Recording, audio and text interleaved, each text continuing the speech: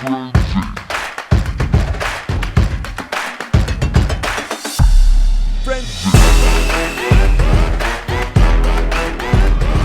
original Friday Frenzy, presented by Pepsi, starts now.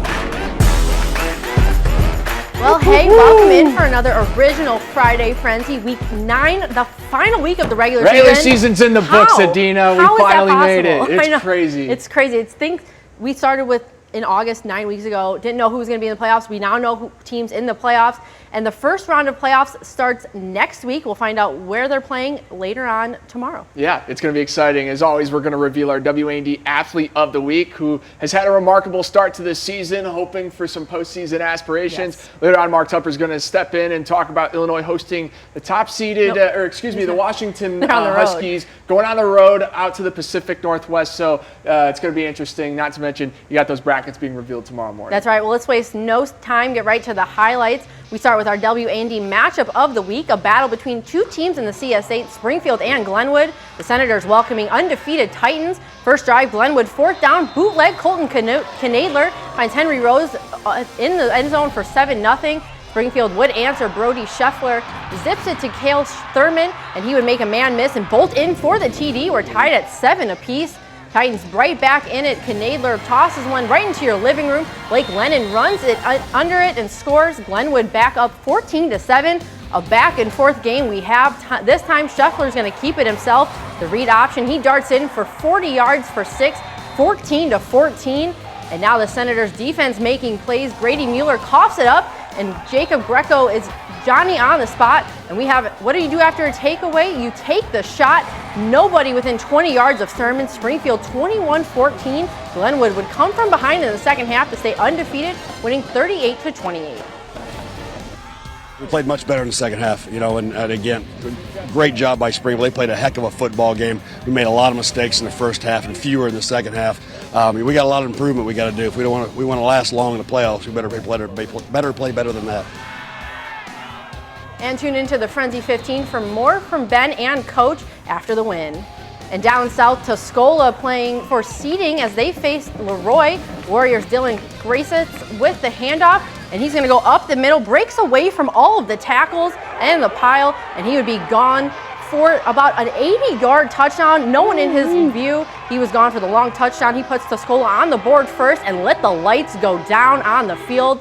Later on, Miles McKinney runs and gets to the outside, picks up the first down, but it's just shy of the touchdown. In the very next play, knocking on the door, QB keeper, he's in for the touchdown. So Warriors win a share of the conference regular season title. They take this one 38-28. Shelbyville going on the road against El Paso Gridley, looking for win number 6 on the season, and Titans take the ball. QB gonna fake the handoff here, calling his own number, but the Rams ain't gonna get tricked. Will Stirrett gets the sack for the loss of yards, and it's scoreless. EPG's Owen Adams now gonna call his own number, getting to the outside, gets some blocking, and lowers his shoulders after the big hit just shy of the end zone. Eventually they would go and punch it in on the next play for the touchdown. Shelbyville drops this one 37-6. To the South Central Conference we go. A couple 7-1 teams, Pana and Carlinville. First quarter, third down for the Cavs. Caden Durbin with time, but he gets the ball stripped, and the Panthers' Connor Simpson recovers it.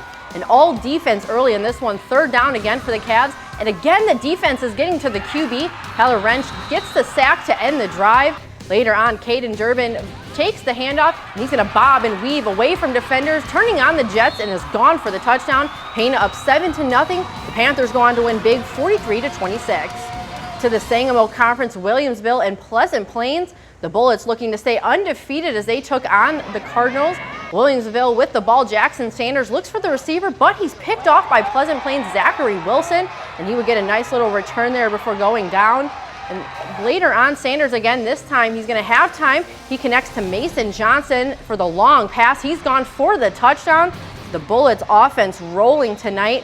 Sanders finds Colin Grossenheiner, and he's going to get the big first down pickup there as they go on to win this one 34-7. We go out to the Illini Prairie Conference. Monticello hosting Paxton Buckley Loda. Panthers on the prowl, need a first down, not so fast. Jake Matzagood takes the runner down quickly. The Sages defense stepping up. But PBL found some success here and there on the run inside read, and it cut to the outside and gets the first down. Sages keep it in their own territory, deep inside their own territory, as Maddox Utley cuts back, finds the edge, and gets out of the shadows of his own goalpost to keep that drive moving. Defensive battle ends 14-6 W for Monticello. Some non-conference action. Effingham on the road against Centralia, needing a big win here tonight. Hearts with the ball. Jackson Bridges connects with Jenner Pals, going up and get it. Makes the catch in the end zone for the touchdown. Effingham's defense would then turn around and make some big plays as the QB airs it out, but right into the hands of Max Buzzard. Picks it off for the interception, and how about the special teams play? Hearts blocking the kick, and then it goes out of the back of the end zone for a safety, but Centralia grabs the W 21-16. The former Leonard rivalry, Sacred Heart Griffin welcoming Rochester to town. The Cyclones trying to capitalize. Cam Brinkman surveys the field, doesn't see anything, so he steps up, sheds a tackle, and takes off for the end zone. He crosses the goal line as SHG gets on the board.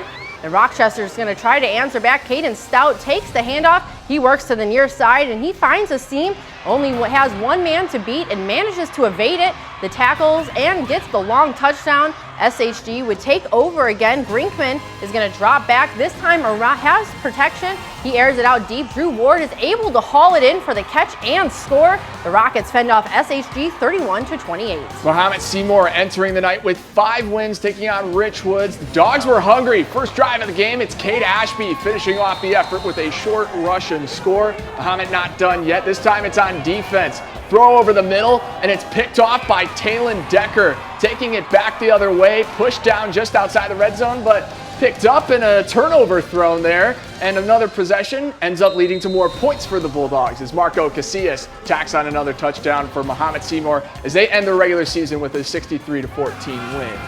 Our final football game, St. Teresa looking to end the season with a win, taking on St. Bede. Bulldogs defense making plays early. Luke Road comes away with the interception, immediately brought down, and that would help lead to Gavin Paul to the quick pass to Tylen Davis. He's dodging tackles, and he was off to the races. He was in for the touchdown. St. T would go up 7-0 early in this one, and Davis was doing it on both sides of the ball. He goes up, and he's going to get the INT and picks up some yards before going down. The Bulldogs are going to end the season winning this one 44-21. Ooh, plenty of big games tonight. Now, entering this evening, we had several teams that sat at an even 500, 4-4 record, and all they needed was one more win under their belt to secure hopes of extending their seasons. Now, Effingham, New Berlin, PBL, Pleasant Plains came up shy this year, but we want to commend them for their hard-fought efforts. But here's who will be on the edge of their seat until tomorrow. Jacksonville with a more than convincing win over Lincoln, 77-0. SJO able to keep their season alive. They top Pontiac 56-21. And Taylorville goes on the road and edges out Civic Memorial by a touchdown. They win 24-17. To the pitch, regional finals for boys soccer in the 1A bracket. Teutopolis and Newton. Winner goes to the sectional semis, and the Shoes with the corner kick. Isaac Mahorter with the header to the back of the net. You're going to see more of that over on the Frenzy 15. Newton with the throw in now. Great throw, but Jake Kocher goes and makes the save. T-Town keeps their season alive, winning this one 2-0. Now from here on, we'll start seeing a little bit more of those Friday night football games move over to Saturday, but thankfully, we still got some tape breakers, tackles, and touchdowns this season. We'll have plenty of those highlights here on Friday from other sports and action continuing. And speaking of which, more of the Friday Frenzy after this, our WAND Athlete of the Week. But first and foremost, Springfield students, let's hear it.